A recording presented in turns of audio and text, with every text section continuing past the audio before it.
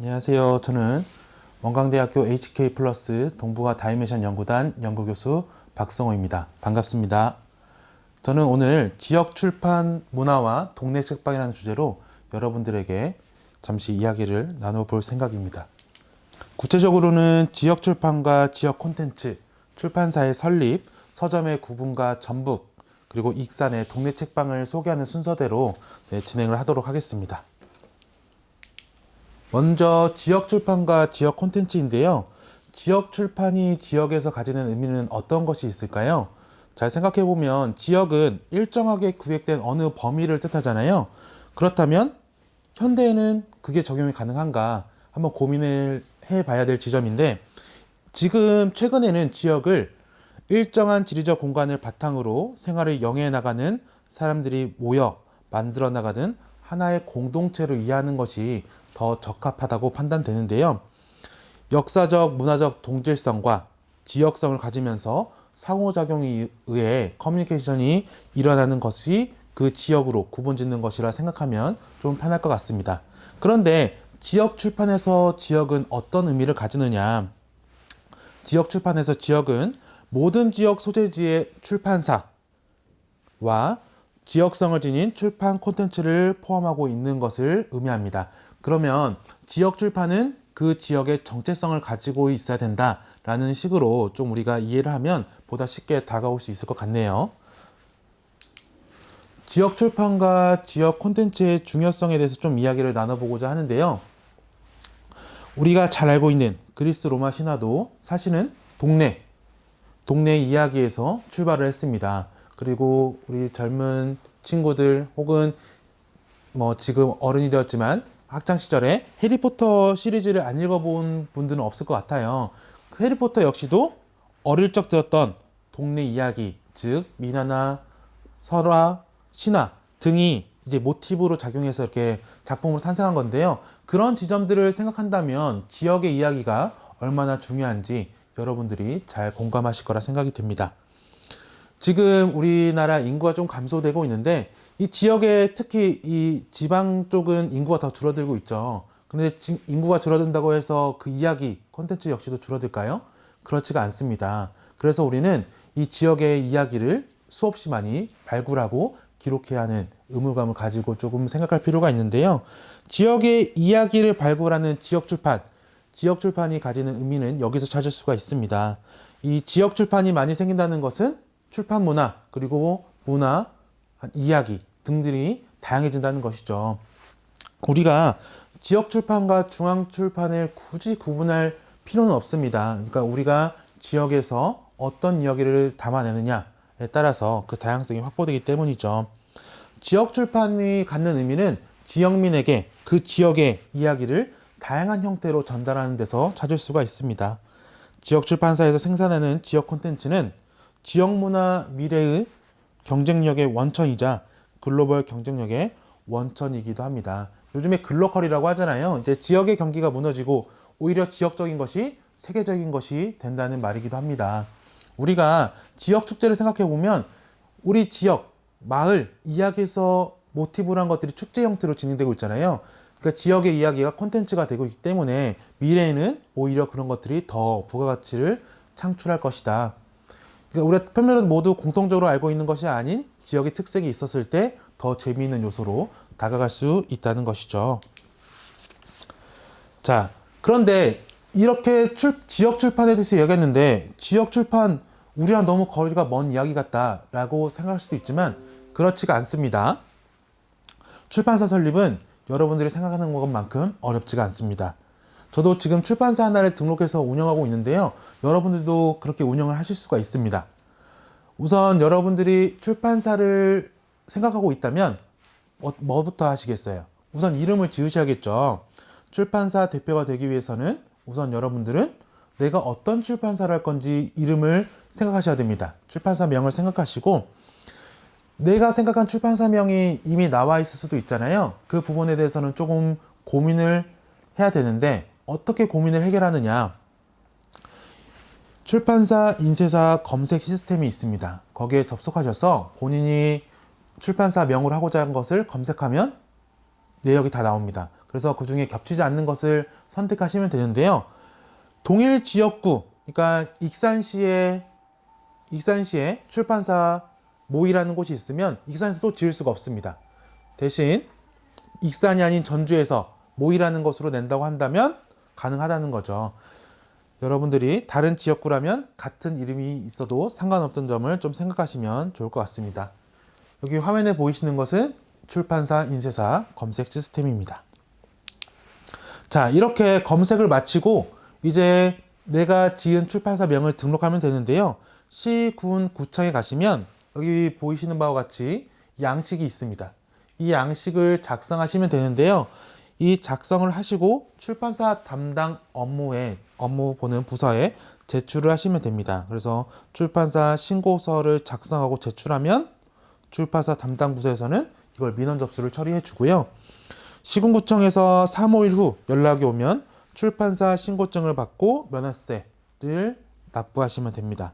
그런데 이렇게 출판사를 내려면 내 사무실이 있어야 되는 거 아니냐라고 생각할 수 있는데요. 본인이 거주하고 있는 집으로 하셔도 독립출판사를 설립하는 데는 전혀 지장이 없습니다. 그 지점을 좀 알아두시고 하시면 여러분들께서 출판사를 설립하는데 문제가 없을 거라 생각이 됩니다. 자, 출판사를 그냥 만들어만 놓으면 그냥 등록세만 나가는 겁니다. 이제 여러분들이 직접 운영을 하셔야겠죠. 어떻게 하느냐? 사업자 등록을 하셔야 됩니다. 그래야 여러분들께서 출판에서 멈춰 있는 것이 아니라 지역을 위해 다양한 지역뿐만 아니라 본인을 위해서 하는 것이 지역을 위한 일이 될 수 있게끔 활동을 할 수 있겠죠. 사업자 등록은 관할 세무서에 가셔서 진행하시면 되고요. 이때 구분 서류는 출판사 신고증, 신분증, 사업장, 임대차 계약서, 도장 혹은 자필 서명 이렇게 되는데요.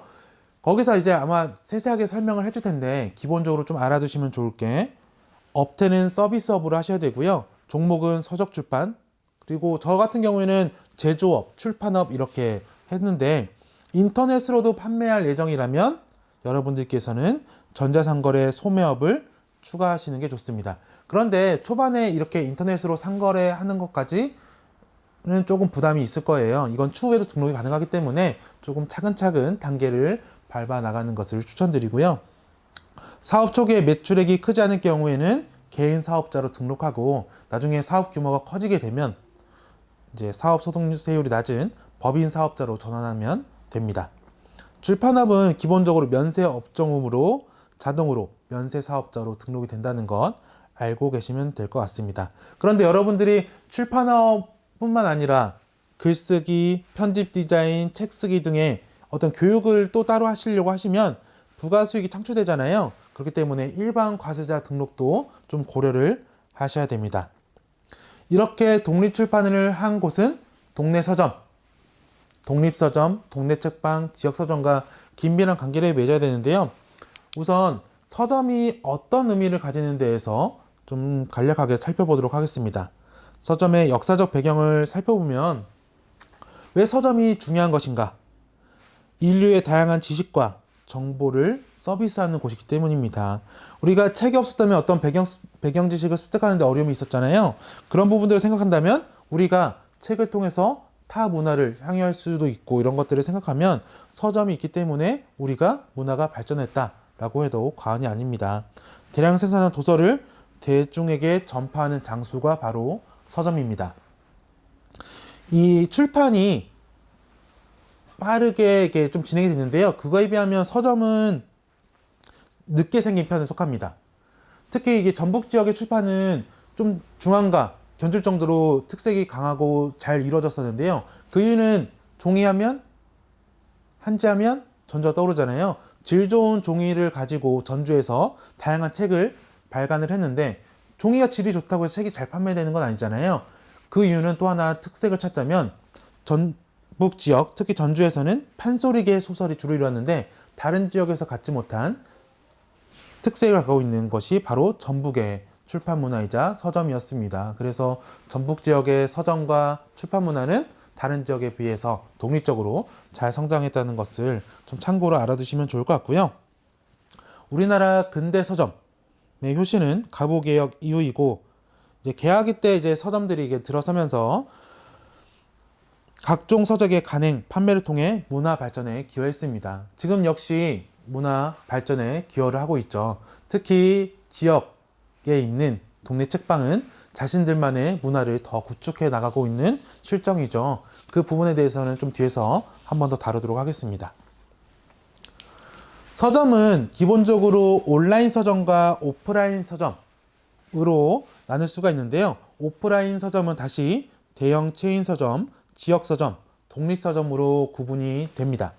대형 체인 서점은 대형 규모의 매장을 기반으로 풍부하고 다양한 도서와 경제력을 활용하여 운영되는 것. 우리가 흔히 알고 있는 대형 서점들 알고 계시죠? 우리가 흔히 접하는.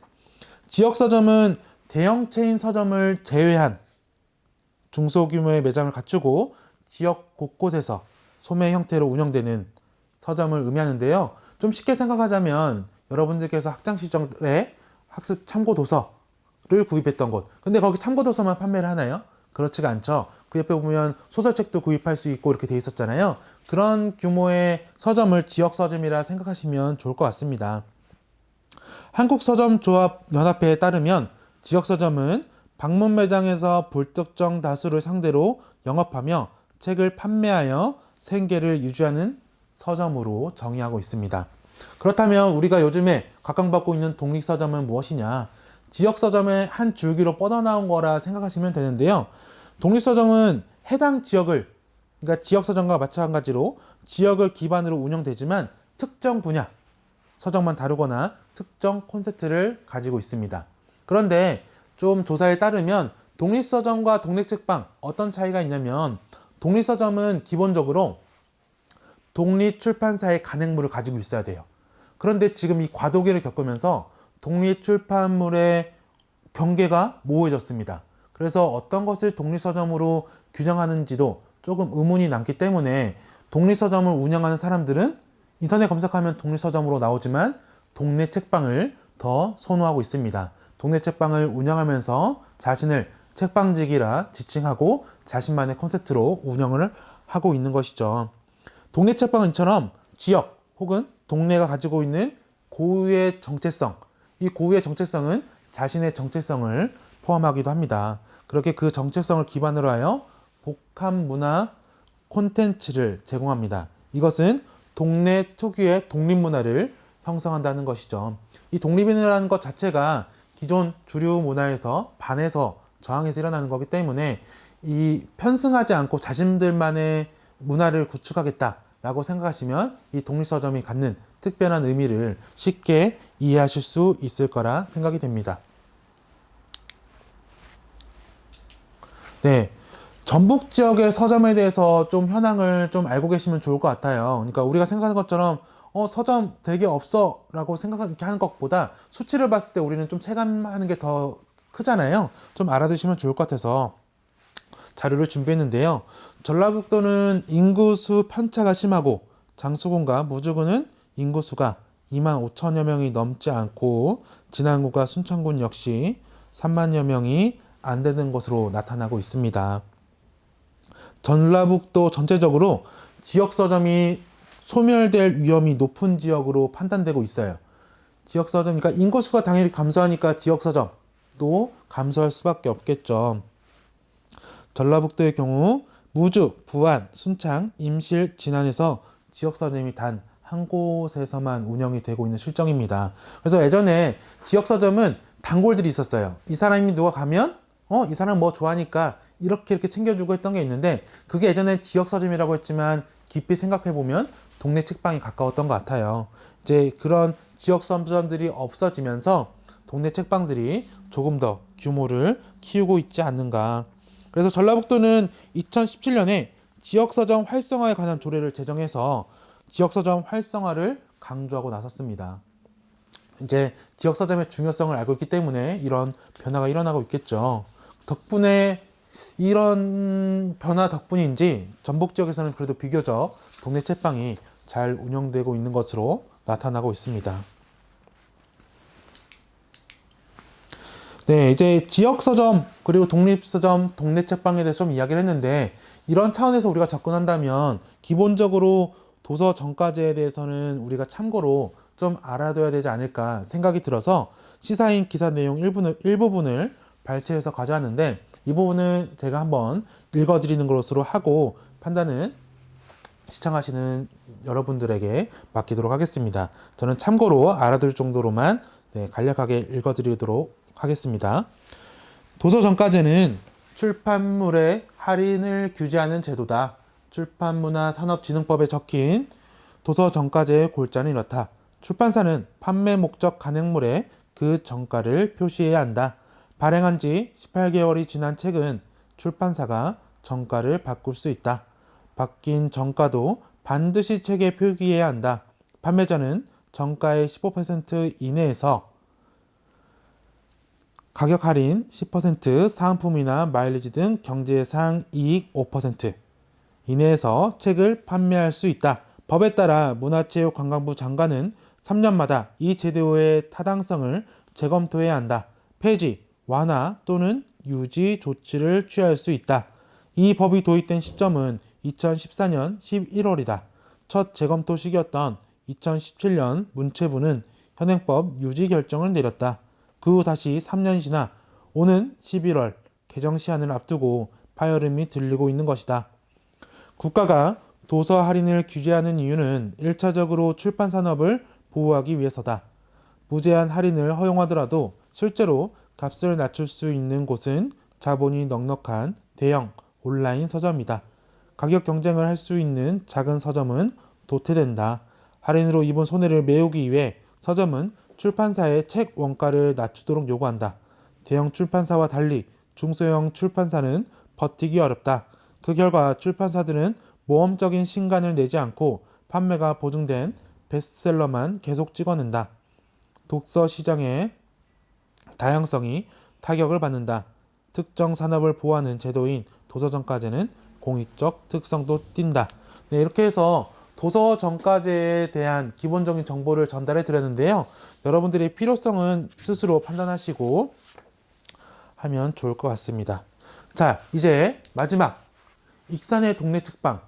저 역시 이제 익산에서 이제 활동을 하고 있지만 익산보다는 전주 책방을 더 친숙하게 여겼던 게 사실입니다. 그런데 이제 익산의 이제 동네 책방들이 잘 정비가 되어 있고 정말 활발하게 열심히 활동하고 있다는 것을 알게 되는데요. 우선 이렇게 화면 보이시나요?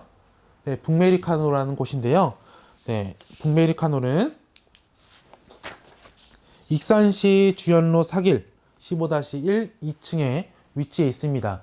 네이버나 이런 포털 사이트에 검색하면 위치가 자세히 나와 있기 때문에 크게 찾아가시는데 크게 어려움은 없을 것 같고요. 여기는 좀 독특하게 저녁 6시에 오픈을 합니다. 참고해 두시면 좋을 것 같습니다. 매일 아메리카노를 마시듯이 책도 매일 같이 읽었으면 하는 마음으로 책방 이름을 지었다고 해요. 미술치료를 전공한 책방지기의 관심사가 반영되어 있어서요. 심리, 그림과 관련된 독립 출판물이 많이 비치되어 있습니다. 또 익산 출신 작가의 책이 진열되어 있어서요. 익산 출신의 작가들이 이런 글을 썼구나까지 확인할 수가 있습니다. 책방지기가 그린 그림 소품은 책방에 방문한 손님에게 좀 마음을 좀 건강하게 해주는 역할도 맡고 있는데요. 여기 대표님은 책방지기님은 청년단체 무궁무진 대표로도 활동하고 계시고요. 독서 모임 시끌북적을 운영하여 청년들의 어떤 공감을 사고 있습니다. 책을 구입하거나 개인 상담, 미술 치료, 교육, 공간 대여도 가능하니 참고로 알아두시면 좋을 것 같습니다. 두 번째로 익산의 동네 책방 씨앗입니다. 보이시나요? 그림 책방. 그림책 하면 어린이라고 좀 생각할 텐데요. 거기에 들어가시면 그 편견이 좀 깨집니다. 좀 그림책에 관심이 있는 분들은 동화책하고 좀 그림책은 구별해서 판단하셔야 돼요. 들어가시면 조금 여러분들에게 마음의 치유를 주지 않을까 생각이 듭니다.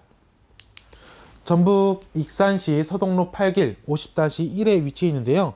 그림책이라는 이 씨앗으로 사람들의 마음에 꽃을 피우는 이야기를 퍼뜨리겠다라는 의미를 가진 책방입니다.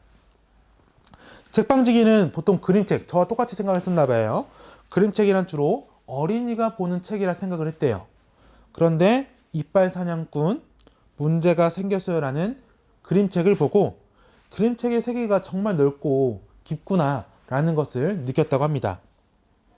그래서 이분은 이 책방을 열기 전에 지인을 만나서 그림책을 읽어주면서 그림책 씨앗을 좀 퍼뜨리고 다녔다고 해요. 그런데 이제 주변에 전주에 있는 책방지기 선생님이 추천으로 이 공간을 활용해서 책방을 운영해야겠다라고 판단을 하고 이렇게 1년 전쯤에 이렇게 책방을 열었는데요. 책방 안쪽에는 모임을 꾸릴 수 있는 공간이자 아이들이 모여서 수다를 떨 수 있는 공간이 이렇게 잘 조성되어 있습니다. 매주 화요일에는 동네 아이들의 독서 모임이 열리고 있고요. 수요일에는 누구나 그림책 낭독회를 열어서 좀 쉼터로서의 역할을 담당하고 있습니다. 참고로 알아두시면 좋을 것 같고요. 자, 다음 익산의 마지막 책방입니다. 익산에 총 3개의 책방이 있는데요. 마지막 책방은 두 번째 집 책방입니다. 두 번째 집 이렇게 하면 그럼 첫 번째 집도 있는 건가? 라는 이게 좀 더 궁금증이 생기잖아요. 이건 책방지기가 의도한 거라고 합니다. 두 번째 집 무엇이지? 라는 생각을 함으로써 스스로가 그 물음에 답을 해보는 시간을 갖게끔 하기 위해서 두 번째 집이라고 지었다고 해요.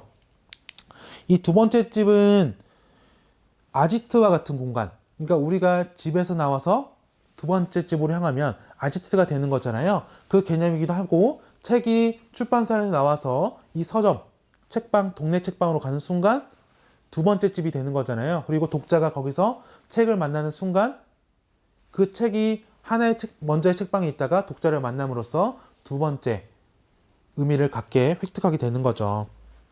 그렇게 해서 이 두 번째 집이 운영되고 있는데 그런 의미를 가진 두 번째 집은 집을 관리하는 집사라고 칭하는 이집사와 장집사가 있습니다. 그분들이 이제 책도 추천해 주시고 이렇게 해서 책을 볼 수 있고요. 남부시장 안에 책방을 내면서 삶이 다른 사람들을 만날 수 있는 계기가 됨과 동시에 경험의 폭을 넓힐 수 있었다고 해요. 네, 제가 위치를 설명 안 해드렸네요. 전북 익산시 평덕로 11길 12 남부시장 검색하고 가시면 됩니다. 그리고 차량을 가지고 가시는 분들은 남부시장 주차장 검색하고 가셔서 거기다 주차하시고 남부시장 내로 들어가면 두 번째 집이 있습니다. 이 두 번째 집은 목소리를 내고 싶었어요. 그러니까 자신이 어떤 이야기를 표현하고 싶은데 그럴 장소가 없었던 사람들을 불러 모아서 자신들을 목소리 낼 수 있는 공유 공간으로도 활용하고 있고요. 독서 모임과 글쓰기 모임, 강연 등을 진행하면서 다양한 프로그램들을 진행하고 앞으로 또 어떤 프로그램을 할지 늘 두 집사가 모여서 고민하고 있다고 해요. 그래서 다양한 프로그램들이 앞으로 진행될 예정이기 때문에 여러분들께서 익산에 있으면서 이 책방을 한 번도 가보지 않았던 분들이 계시다면 이번 기회를 통해서 한번 꼭 방문해 보시기를 추천해 드립니다. 네, 이렇게 해서 제15회 인문주간 코로나 시대 인문학의 길 함께 새롭게 깊게 이쪽 부분을 맡아서 동네 책방에 대해서 그리고 지역 서점에 대해서 그리고 출판에 대해서 이야기를 전달한 박성호였습니다. 경청해 주셔서 감사합니다.